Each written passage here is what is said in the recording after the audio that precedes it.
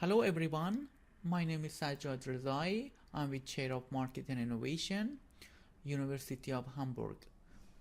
In this tutorial, I'm going to explain and share with you how you can analyze approach-avoidance-task data that you obtain from Ask Your Brain software. The main analytical procedure, including data coding and the use of SPSS, would be shortly explained. I hope you enjoy it. So in this tutorial, I'm going to explain what actually is implicit cognition approach.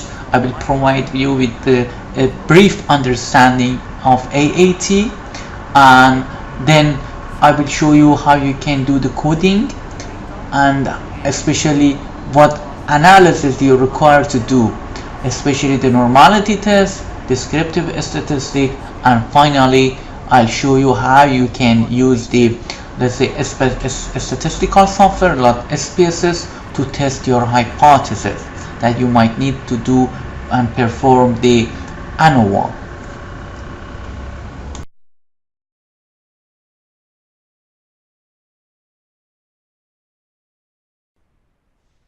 According to the Stacy and Wears 2012, the implicit process has much potential for explaining the paradox of addiction.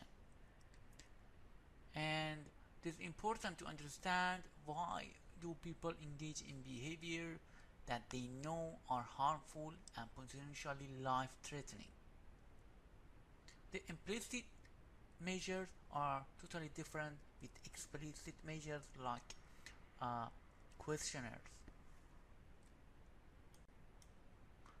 The explicit measure of attitude, in which individuals directly report their evaluation of target behavior by responding to survey questions, for example, cannot really detect attitudes that are outside our conscious awareness, and as such they may also underestimate positive attitude for socially undesirable behavior such as smoking and gambling.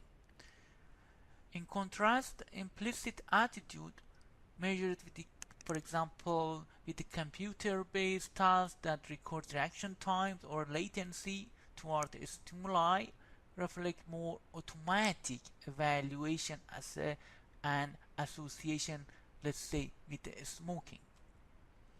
So implicit attitude are commonly lead to response biases. Then implicit measures do not involve really self-presentation and are therefore resistant to socially desirability biases. According to dual process model, there are two routes of decision making. First is system 1, which is unconscious emotion, and system 2, which is conscious thinking. System 1 is very fast to respond, let's say in milliseconds after event happened, and in system 1 react automatically, and information normally are stored associatively. For example, concepts that are like each other are shared closely together. System 2 refer to conscious mental operation. So it, for example, rational evaluation, long-term goal setting, and etc. As such, the system 2 is slow and is controlled and ruled as the following concepts. Moving on, the two processes have also been described with a horse and rider metaphor. In fact, the horse represents the impulsive process that can be constrained by the rider. If the rider is skilled and powerful, can control the impulsive process. So this impulsive process can be constrained by the rider, that we call them reflective process. According to Daniel Kahneman, the basic idea underlying different varieties of dual process model is that many of our behavior are the outcome of two qualitatively different type of process. The first is reflectively, relatively automatic associative or impulsive process, and relatively controlled, symbolic and reflective process that we call them reflective. So these are the two different processes in our attitude: impulsive process and reflective process. According to the Bofu and colleague 2017, reflective processes are generally slower and more effortful process, including emotion and behavior regulation process, which accommodate flexible learning and adaptation. They involve deliberate and goal-oriented decision-making resulting from multiple reactions of reprocessing, integration of information inputs with motivational status and current goal to achieve an optimal response selection. In fact, there are three layers of implicit cognition that we call them cognitive biases. First of all is attentional biases, the second is memory associations, and then is automatic action tendencies. The most dominant tools for attentional biases includes emotional Stroop test and dot prompts. For memory association, in the next slide I explain implicit association test or AAT. Automatic action tendency approach avoidance task, that would be the focus of this tutorial.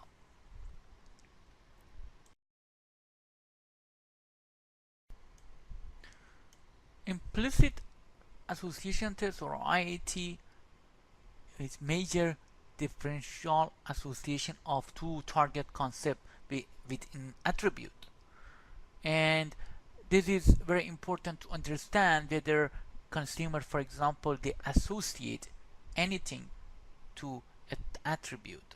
For example, the two concepts appear in two choice tasks, for example, flower versus insect names, and the attribute in the second task, pleasant versus unpleasant words for an evaluation attribute. For more reading, you can refer to Greenwald and colleagues 1998 on measuring individual differences in implicit cognition, the IAT.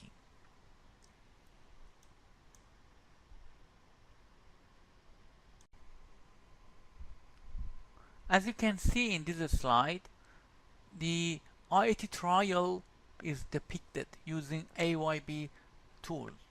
So the participants were instructed to associate the stimuli, which here is fast food, to healthy food or fast food category.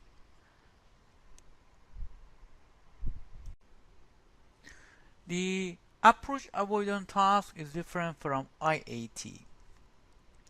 In IAT, we instruct participants to respond to a set of stimuli, let's say a picture of the pizza, as quickly as accurately as possible. According to the recent literature called Bartswick and Samuel Wiener 2015, the approach avoidance task is a paradigm used to investigate motivational tendencies. In fact, in the AAT, participants are instructed to pull or push joystick lever as quickly as possible in response to a picture in a traditional way. The AAT is an indirect task because participants do not respond to content of the pictures, but rather to content irrelevant aspects such as the picture orientation or color of surrounding frame.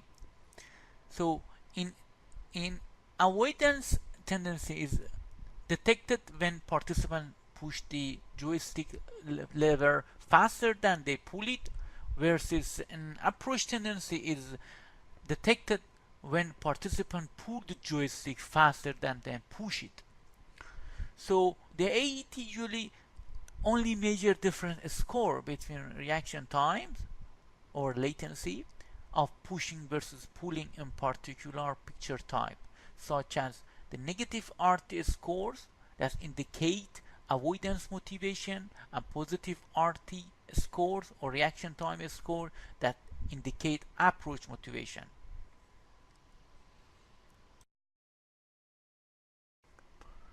AAT has several implications, and AAT initially this was designed to assess the automatic avoidance tendencies in anxious individual that has provided the basic of AAT and proved to be a useful and valid task for retraining automatic approach tendency in the field of alcohol use and retraining, and also the cannabis and heroin dependence individual, and lately the nicotine dependence. So AAT is a task that we instruct the participant to pull and push the stimuli as accurately and quickly as possible. So to assess automatic behavioral tendency by means of arm movement, the stimuli associated with the positive effect activate approach tendencies, and of course a stimuli or picture with negative effect activate our avoidance tendencies.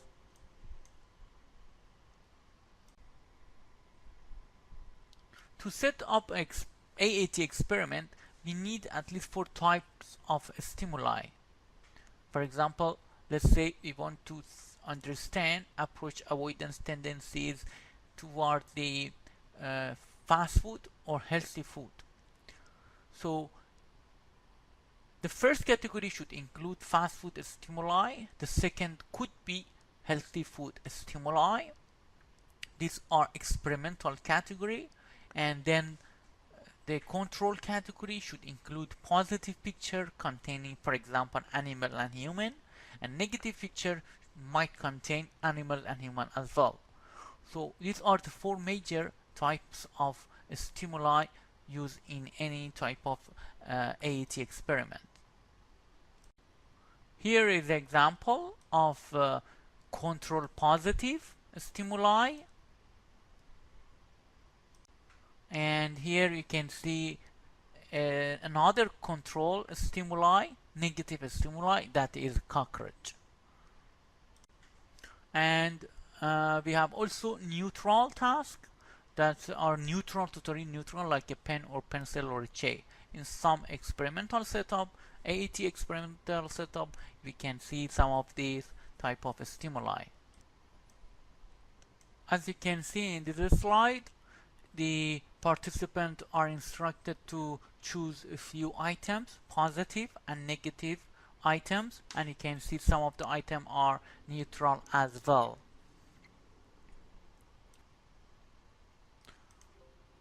In addition, the AYB software allows us to design a game in 2 different ways.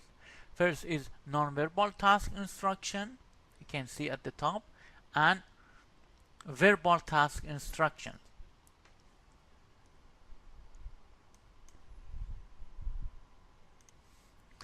Therefore, AAT could be a novel measure, a feasible tool to change the dysfunctional approach biases toward, let's say, drug and or let's say gambling stimuli, and thereby we can enhance the treatment outcome. In the AAT training, participants are repeatedly make avoidance movement in response to picture depending the critical stimuli, like say alcoholic beverage, and approach the movement pulling a joystick in traditional way to stimuli from a contract category, let's say soft drink.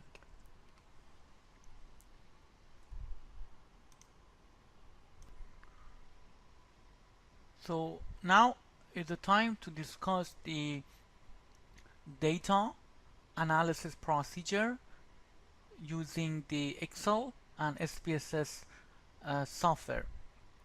Once you obtain the data from A by B, you can do some analysis. Here is the Ask Your Brains tool. You can see some of the result here. For example, here you can see approach avoidance test, the general, control category, experimental category, level, score calculation, the survey, and customize a screen here. You can customize based on your research. So for general, you can select the language, for example, if English or German.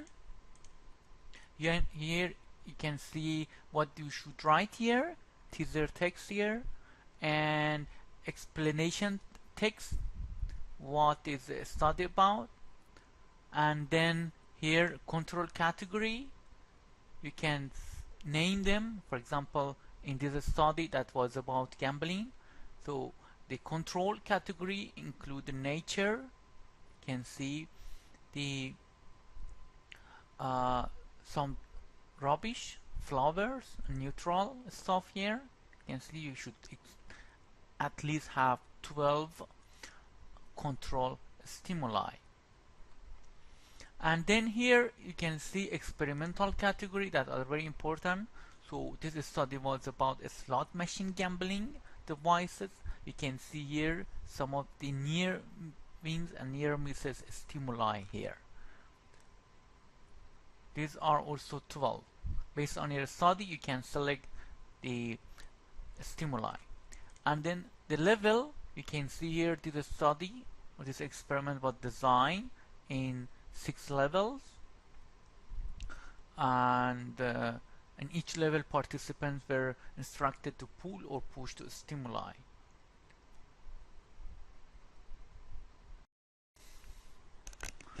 So once you have done with the data collection and you receive the participants response, you can export the data and you might see the result in this shape. So you can see here the data that the AYB software captured.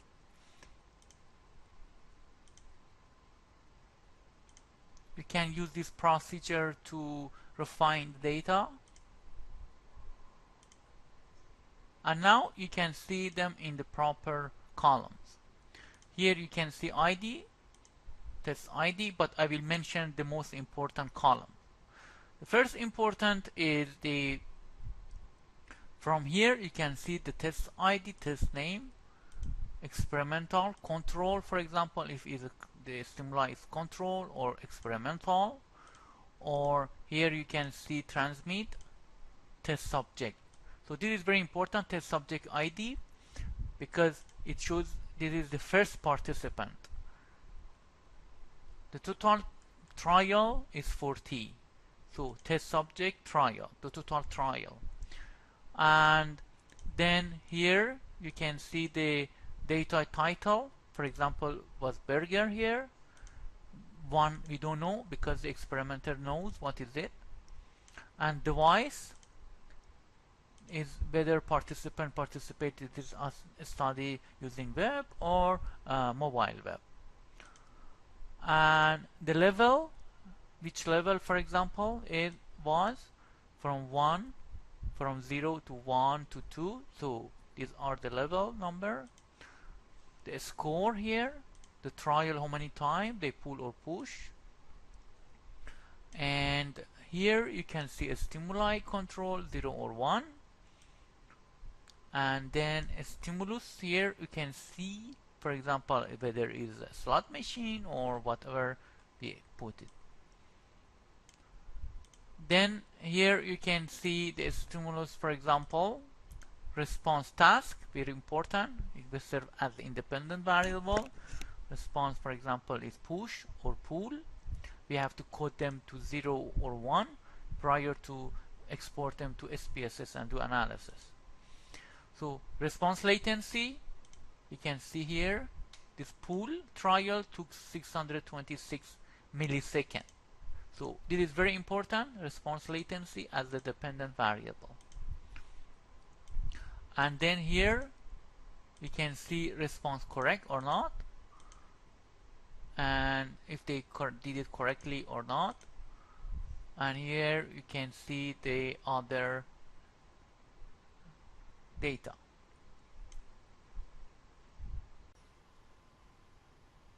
So here you can see some explanation on the tasks that I explained here. For example, data task and latency or response latency. So response latency is response time between stimuli display and task completion measured in the millisecond. That is our dependent variable. Here are also some other explanation of what is actually related to AYB software, those columns. So here are more detail on the data, the coding, how you can do the coding. Here you can see the latency, correct, for example. Just now I show you the correct columns. If correct, if the participant correctly executed the pull or push task. If not, is 0. So latency, I already explained to you, and these are the other explanation on the data. So you can code them. For example, if let's say device is a web, you can label it as the 1 before you export it to the SPSS software, and you can label it as 2 as the mobile web. So once you actually code all data, then you are ready to export data to SPSS, and then you can conduct the analysis. So before we go further, I want to also share with you how the data looks like after we actually export them to the SPSS software. Here you can see, for example, device here, right? So the device here, after showing in the SPSS, for example, can be coded in 1 or 2, depends on your research, depends on you actually use. So it's not a problem as long as you code them, because later on you might need them to do some analysis, right? So latency, you don't need to code them at all because it's the millisecond as a dependent variable here. And gambling, let's say in this study we discussed the gambling, and if let's say is no gambling experiences or some participants with some gambling experiences, that was actually captured differently. And task, here you can see task 0 push and 1 pull. Everything is the same, but here in SPSS we code them. You can code them before you actually export them to the SPSS. So here you can categorize your stimuli from 1 to 5, depends on your study, but it's better if you can categorize them and you can code them. Alright, so these are the major changes or major coding that we discussed. Here you can start doing some analysis, and the first analysis you might think of is descriptive statistic. So descriptive statistic will tell you some about the data, for example the task or gender. For example, we look at the gender, for example, how many percent of people are actually, let's say, male or female.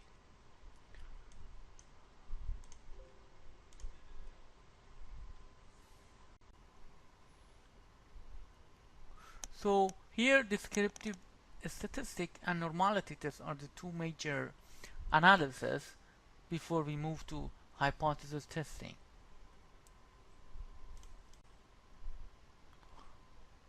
So before we conduct the descriptive statistic, as I explained, tests of normality should include squeeze and kurtosis, the interpretation of the histogram, stem and leaf plot, and of course the KS and SW test, a normal probability plot that might be explain the QQ plot and box plot. These are the some normality assumption that we need to explore prior to hypothesis testing.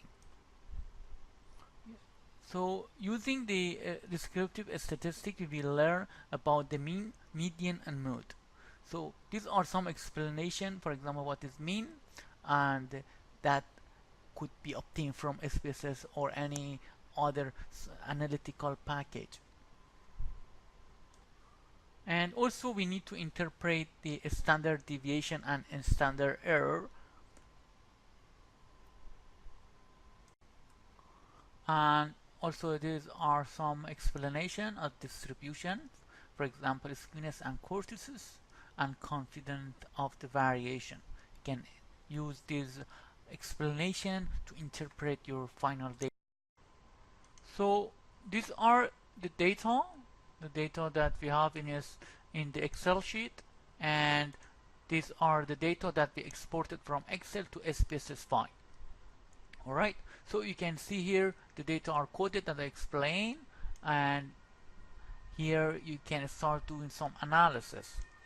So in my opinion, the first and important thing that you need to do is the excluding criteria. You have to exclude some data before you perform actually descriptive statistic, normality test, or any other test.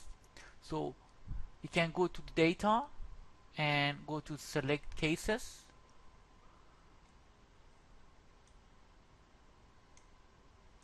data, then go to select cases, then over there you can do some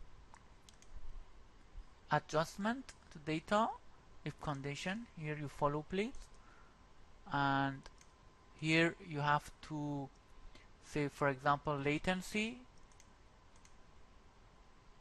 right,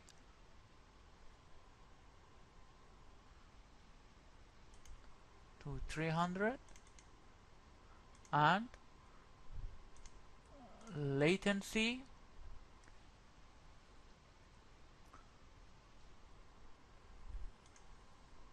about, let's say, 3000 millisecond, and we have to select the correct trials.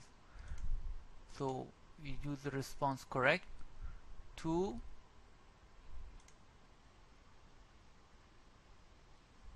1 and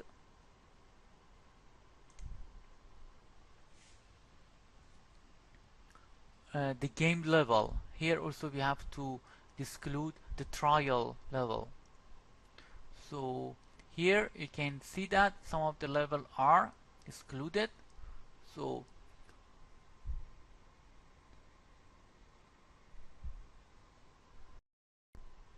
we can drag the game level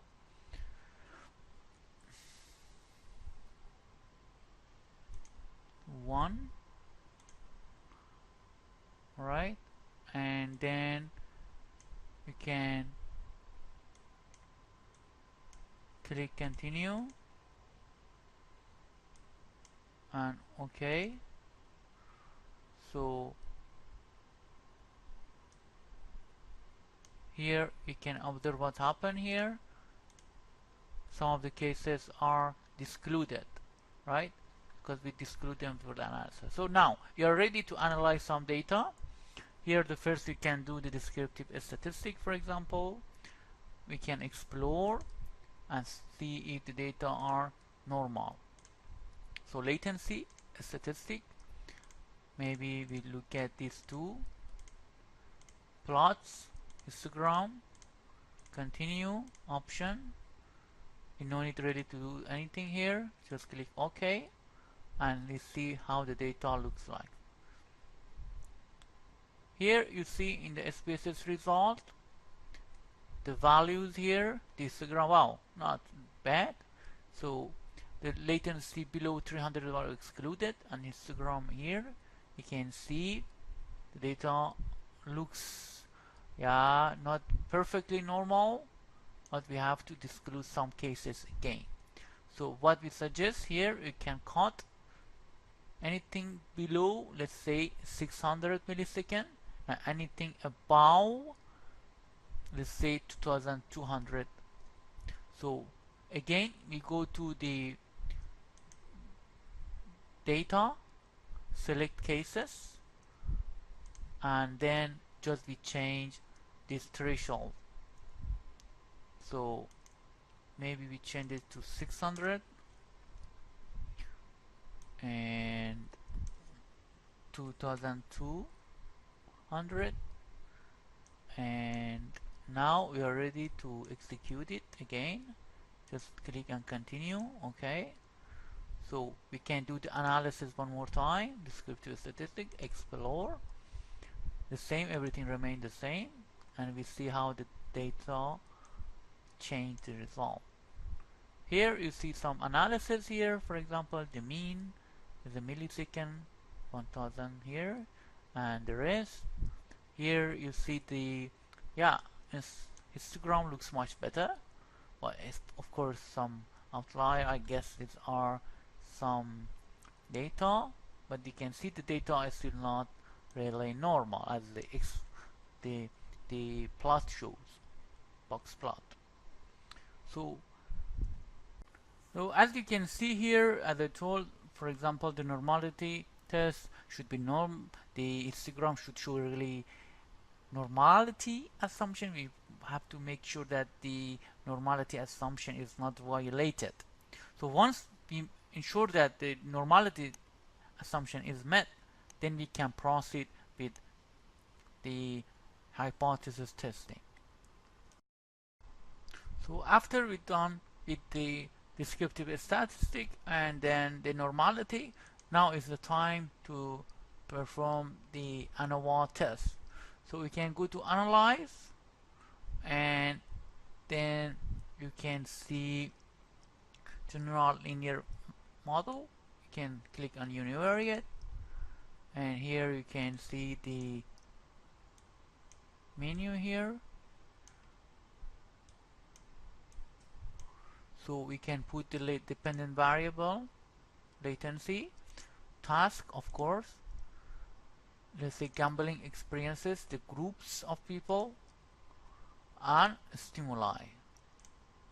Right? So we test these assumptions, and then we can also create the plots here to see the thing. Gambling experiences, for example, as the horizontal line. Task normally is as a separate line, and stimuli maybe separate plots. So add, and then here also we can include the bar chart or include error bar or a standard error. Alright, so then continue, and also here it actually no needed. Options, maybe we need it. Descriptive still we can see homogeneity test here also. Observe power could be interesting thing to know. Alright, then click OK. So here we are.